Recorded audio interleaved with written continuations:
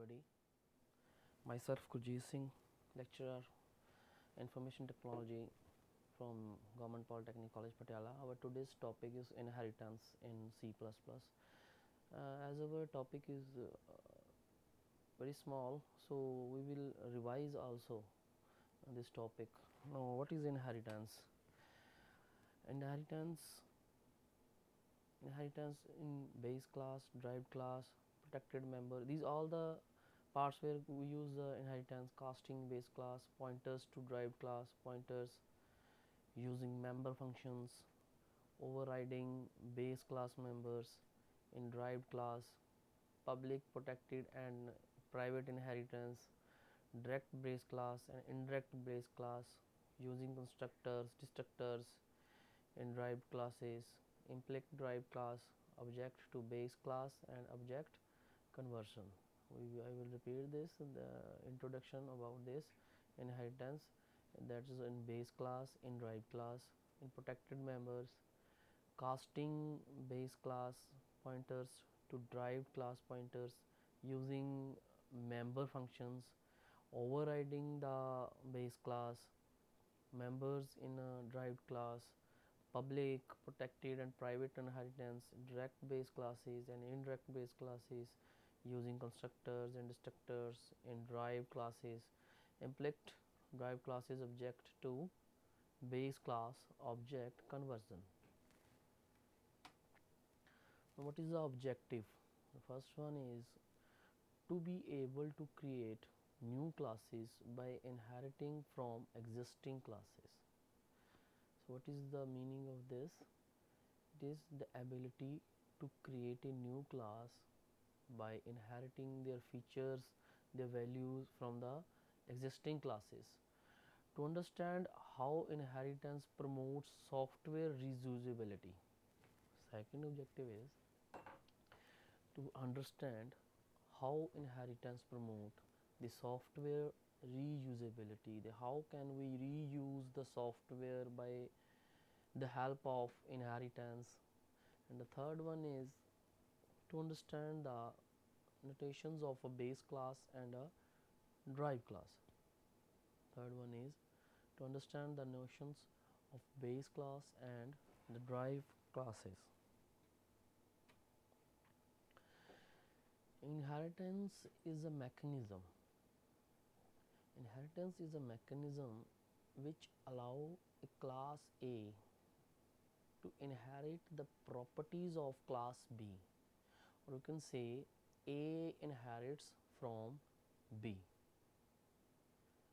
Objects of class A thus have access to attributes and methods of class B without the need of redefining them. What is this? Inheritance is a mechanism which allow a class A to inherit the properties of a class B, or we can say that A inherits from B. Objects of class A thus have access to attributes and methods of class A. Thus the class of to access attributes and methods of class B without the need of redefining them. New class created from the existing class. It inherits the properties of its base class. Absorb attributes and the behaviors. Subclass or a superclass. If A inherits from class B, then B is called the superclass of A and A is a subclass of B. The objects of subclass can be used where objects of the corresponding superclass are expected. This is due to the fact that objects of subclass share the same behavior as objects of the superclass. Now I will repeat this. Inheritance is a mechanism which allow the class A to inherit the properties of class B. A inherits from B, and objects of class A thus have to assess the attributes and methods of class B without the need of redefining them. First is new class created from existing class, that is called inheritance. Or second thing, absorb the attributes and the behaviors of the class from which that class is inherited. Now what is subclass or a superclass? If class A, as we read in the last slide, if class A inherit from class B, then B is called the superclass and A is called the subclass of B. Objects of a subclass can be used where objects of corresponding superclass are expected. Now what is it? We can say that objects of subclass means A. Objects of class A can be used where the objects of corresponding superclass means B are expected. This is due to the fact that the objects of subclass share the same behavior as objects of the superclass. This is due to the fact that objects of subclass A shares the same behavior as objects of the superclass B. Now, why inheritance required? Main powerful reasons are listed in the below. It has the capability to express the inheritance relationship, which ensures the closeness with the real world models. Now what is it? It has the capability to express the inheritance relationship, which ensures the closeness with the real world models. Now second thing, reusability is the reason for the need of inheritance, that we can reuse the objects, functions, values of the other class in the inherited class. Reusability is the reason for need for inheritance. User can add some additional features in the subclass also, and so can derive a new class from the existing class. What is reusability? Is the reason for the need of inheritance. User can add some additional features in the subclass and so can derive a new class from the existing class. It follow the modular approach also. This is the third and important one. It follows the modular approach also. Now types of inheritance. First is single inheritance. When a subclass inherit only from one base class, that it has the properties or the features of only one base class, then it's called as single inheritance subclass. Second one is the multiple inheritance. When a subclass inherits from multiple base classes, now for example we have 2 or 3 classes and we have to inherit a new subclass from these 2 base classes, then it's called as the multiple inheritance. Third one is the hierarchical inheritance. When many subclasses inherits from a single base class.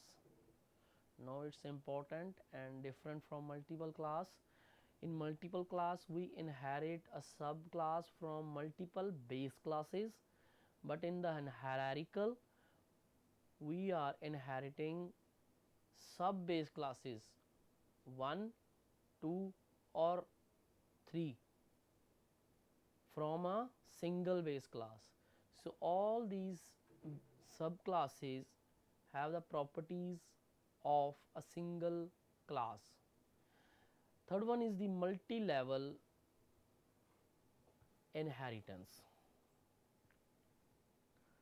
When a subclass inherits from a class that itself inherits from another class, that is called as a multiple inheritance. I will repeat, there are the types of inheritance. First is single. When a subclass inherits from one base class, that is called as the single inheritance. Second one, multiple inheritance. When a subclass inherits from multiple base classes, so in multiple inheritance there is a one subclass and multiple superclasses, so that sub base class has properties of the both classes. Third one is the hierarchical inheritance. When many subclasses inherits from a single base class, so these all subclasses have the properties of that superclass. And the fourth one is when a subclass inherits from a class that itself inherits from the another class, that is called as multi-level inheritance. Means inheritance after inheritance. We are inheriting a class from a class which is already inherited from another class. It may be hierarchical, it may be multiple, it may be hierarchical, or it may be single.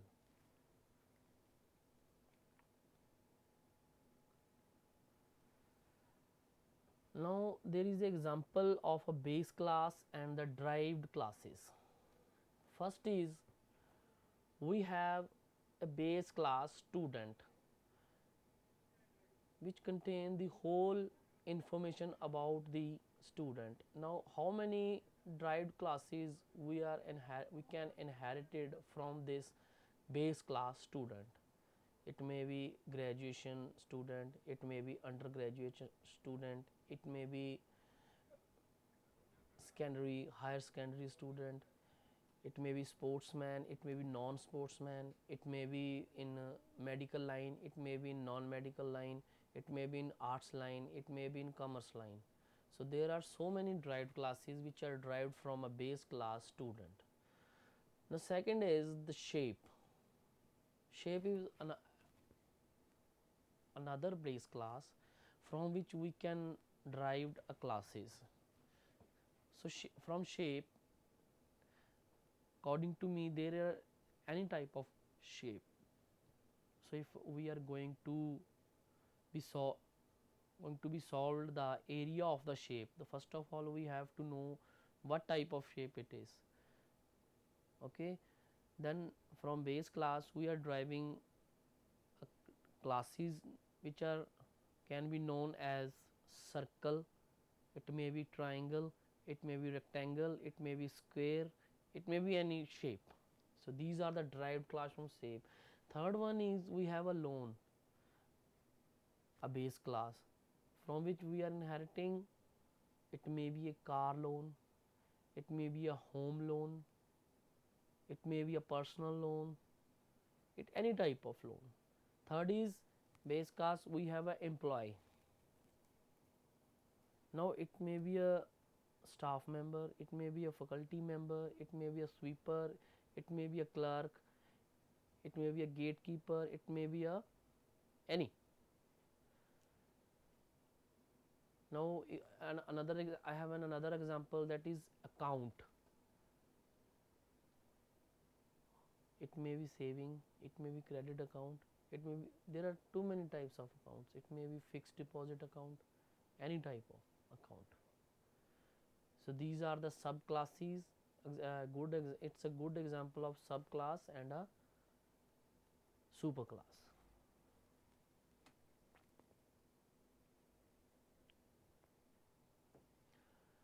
Now inside the this it is a syntax of existing base class. It's a single inheritance, that is class a new class from existing base class. So this is the syntax for a single inheritance. Left side we have a derived class from a base class. Now we have a class A which have s1 function, s2 function, s up to n. Now we are driving class B publicly, that means st1, st2, st up to n. These both have same properties as in class A. Now what is hierarchical inheritance? When we set one class as a base class and other class as a subclass, and that procedure continues, then hierarchically, or a tree having one node as parent node and the other as a child node, branches means branches will be represented. Such type of representation of classes is called as class hierarchy. I will repeat this again. When we set one class as a base class and other class as a subclass, and that procedure continues. What does it mean? I have a class A and I have a again subclass B which is inherited from A, and I will continue this procedure by taking class B as a superclass or base class and class C as a subclass, and again convert again derived another class which I named D, that is inherited from class C, and this procedure continues. And then a hierarchy or a tree having one node as a parent root and the other as a child root or branches will be represented, and such type of representation of classes is called as class hierarchy. Now another one is the multi-level inheritance. There are different types of level occurs according to the inherited classes. There are different type of levels occurs according to the inherited classes. These classes are of first level of inheritance, second level of inheritance, and so on until the nth level of inheritance reaches. So classes can be derived from classes that are themselves derived, that is called as multi-level inheritance. Now this is the example of a multi-level inheritance. This is the syntax: class A inherited from class B inherited from class A. After that, in second level, class C inherited from class B. Here it is a good example or a syntax of inheritance. We have a class A. After that we have class B which is inherited from class A, and after that we have class D which is inherited class from class B. Multiple inheritance is used to remove ambiguity occurs with single inheritance. Multiple inheritance has a relation or a linkage with a number of classes. So a class can be derived from more than one base class.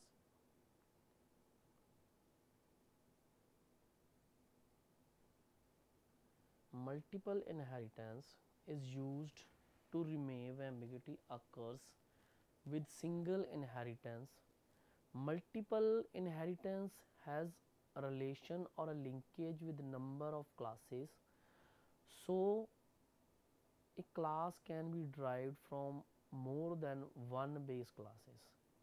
Then such type of inheritance occurs is called multiple inheritance. In other words, multiple inheritance is a process of creating new class from more than one base classes.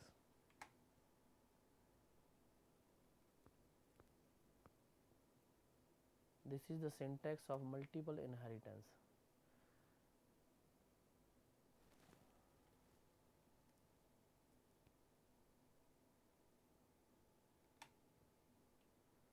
Here is the shape, base and derived class. There is a shape, two-dimensional shape, three-dimensional shape. In two-dimensional we have a circle, square, triangle. In three-dimensional we have a sphere, we have a cube or tetrahedron. So these, it is the example, a good example of base and derived classes. Implementation of public inheritance. Let's take an example with the syntax class commission worker, publicly declared an employee. Now class commission worker inherits from class employee. There are, if we have an employee in a factory or in a company, there may be many types of, it may be regular based, it may be commission based, it may be contract based, it may be ad hoc based. So it's a class commission worker which is inherits from class employee. Now friend function not inherited. Private members of a base class not accessible from derived class. Protected members, intermediate level of protected between public and a private inheritance. There is a intermediate level of protection between public and private inheritance. Second thing is derived class members can refer to public and protected members of base class simply by using the member names. Note that protected data breaks encapsulation. Now it's a note that a protected data breaks the encapsulation.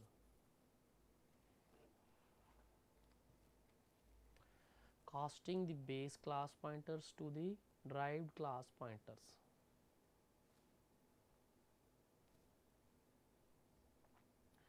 Objects of derived class that are can be treated as an object of the base class. Second thing, reverse is not true, base class objects not are derived class objects. I will repeat this. Objects of derived class can be treated as an object of base class.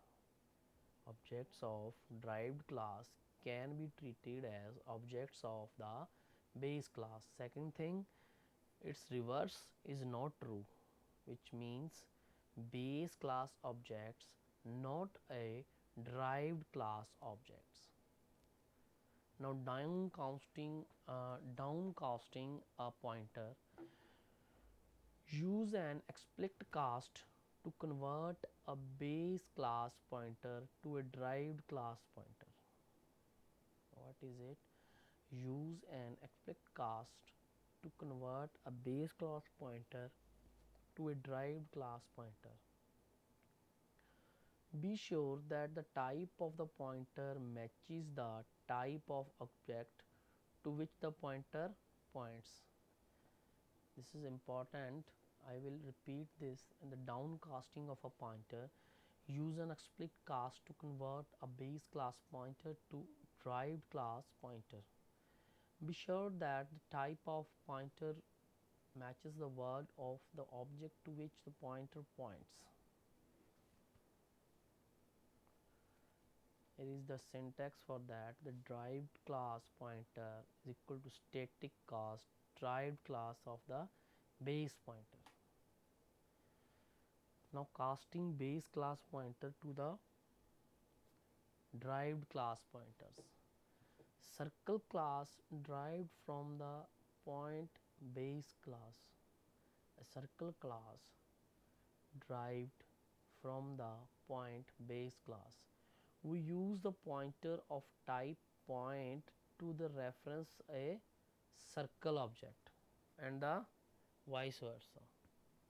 We use the pointer of type point to refer the circle object and vice versa. Now using member functions.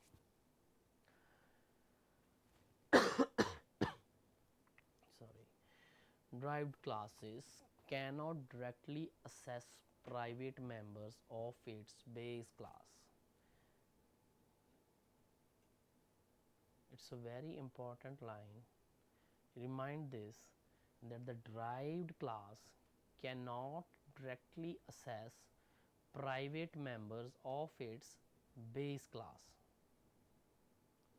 Hiding private members is a huge help in testing, debugging and correctly modifying the systems.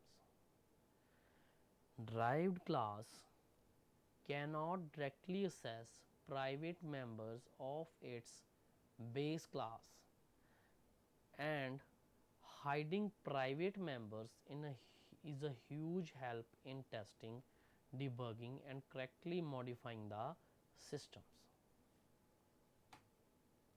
Now overriding base class members in a derived class.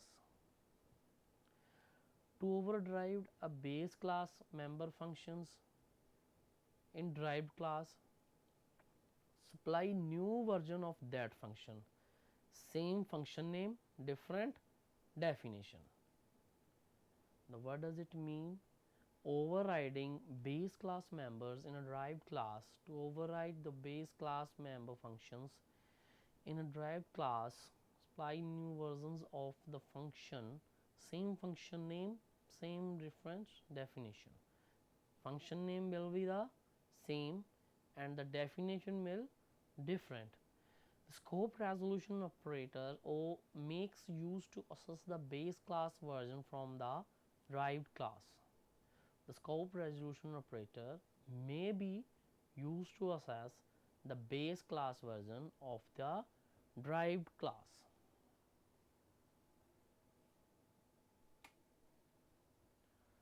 Now here it is an important thing. First of all, in public inheritance, after that protected inheritance, after that private inheritance. Now in public inheritance, public can be accessed directly by any one static member function, friend function and non-member function. First of all, we are talking about the public and protected inheritance from base class member access specifier. Protected in derived class can be accessed directly by all non-static member functions and friend functions. And in private inheritance, it's a public inheritance. After that public protected, after that public private. Again private is a derived class. Private in a derived class can be accessed directly by all non-static member functions and the friend functions. Now in protected public, protected in a derived class where protected base class is there can be accessed directly by all non-static member functions and the friend functions. Now protected in a derived class can be accessed directly by non-static member functions and the friend functions. After that, protected private inheritance. Private in derived class can be accessed directly by all non-static member functions and the friend functions. After that we have private. Hidden in derived class can be accessed by non-static member functions